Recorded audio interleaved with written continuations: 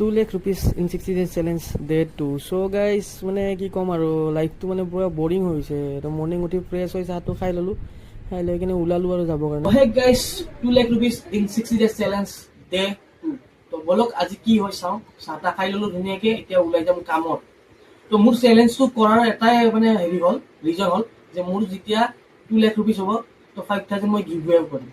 তো আমাৰ কাক কাক গিভ এৱে কৰিম চাই ল'ব ঠিক আছে তো ভিডিঅ'ত লাইক শেয়াৰ সাবস্ক্ৰাইব কৰিব আপোনাক গিভ এৱে কৰা হ'ব 5000 rupees তো আজি একো কাম নাছিল তো এটা কামেই আছিল তো সেইটো কাৰণে মানে ওলাই গ'লোঁ আৰু কামৰ কাৰণে তো চাইডটো মানে টাফ হয়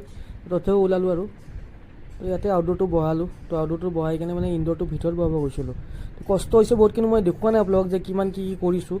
ডাইৰেক্টলি দেখাই দিলোঁ আৰু যে কেনেকুৱা কি কৰিব লাগে কি নালাগে তো গিভ এৱেটো কৰাৰ এটাই ৰিজন হ'ল যে মই 500কে মানে 10জনক দিম আৰু তো 5000 rupees মই গিভ এৱে কৰিম চ' লাইক শ্বেয়াৰ ছাবস্ক্ৰাইব ফ'ল' চব কৰি দিব তো কাৰ নামত হয় কি নামত হয় মই নাজানো তো মই গিভ এৱে কৰিম আৰু তো আজি টোটেল ইনকাম হৈছে 4000 rupees